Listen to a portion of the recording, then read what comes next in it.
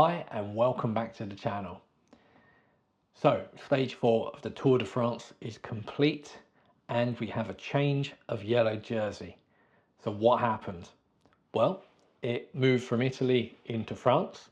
We had a small sprint stage, competed and contested for heavily. Mads Pedersen won that. Then the two KOMs over the Cat 2 climbs were also heavily contested. Israel Premier Tech's Stevie Williams won both of those. The action though took place on the slow gradual ramp up the Col du Galibier.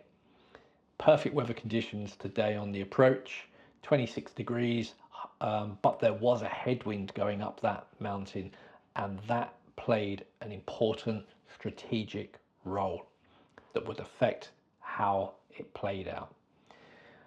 So UAE did their usual thing of getting on the front, driving hard, and it worked to perfection.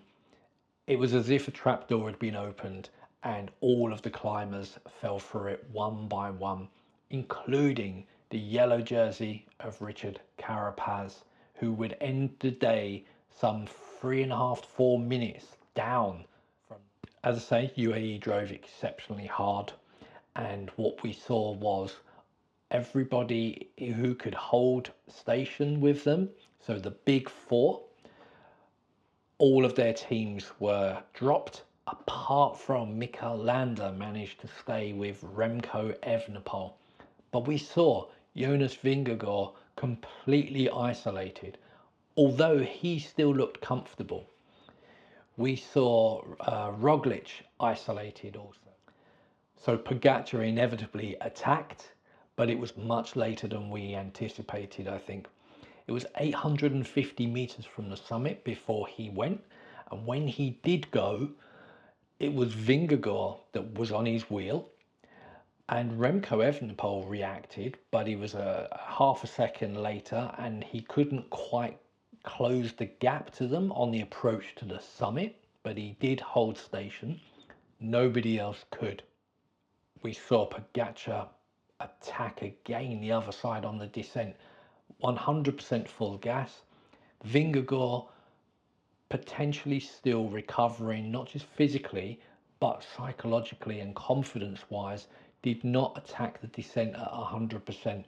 And a gap opened up of about 10 seconds initially that gradually grew and grew and grew.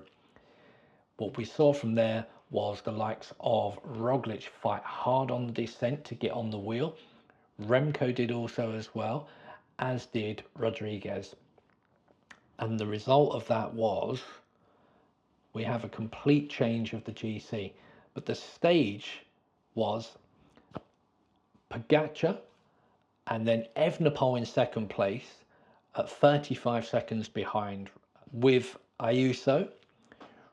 Roglič was also with them at 35 seconds, and Vingegaard and Rodriguez were almost with them 2 seconds behind that at 37. General classification, how has that changed? Well, it's completely different. So Pogačar now sits at the top in yellow. Evenepoel is in second place, 45 seconds behind. Vingegaard is in third place, 50 seconds behind. Pogačar gained some important time bonuses today, not just the gap, but he also got a time bonus over the top of the Galibier and a time bonus at the finish line also. So he now sits at, as I say, 45 seconds, a significant gap to second place man, Remco Evenepoel. It was interesting as to why Pogačar left it so late to attack. And the answer came in his post-race interview, where, I might add, he looked completely fresh. In fact, he looked completely fresh as he crossed the line and got off his bike. He was chatting and laughing on his cool-down bike before Richard Carapaz even reached the Flamme Rouge with 1K to go.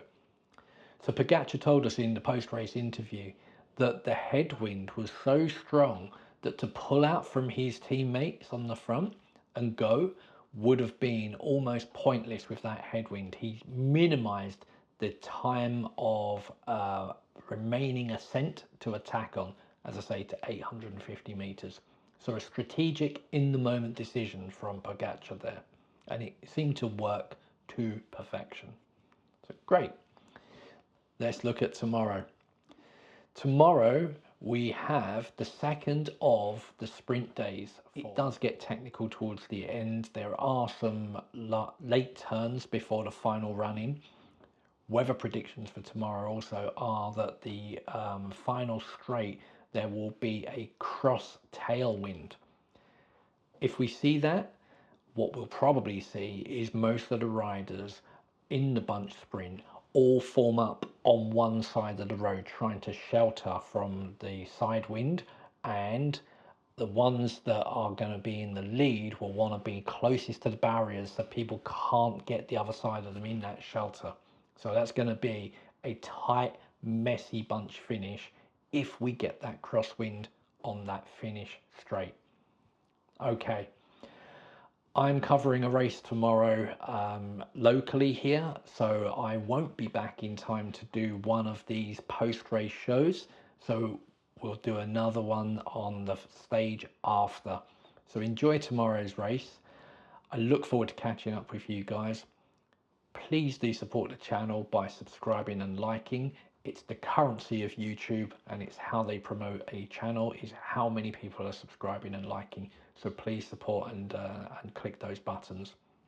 If you like to read your content, I'll put a QR code on the screen where you can go to our Substack page and read our content there also.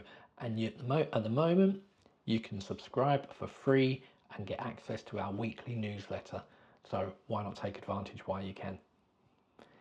Thank you very much for getting this far. Enjoy the rest of the tour. Enjoy tomorrow's stage, and we'll catch up after that.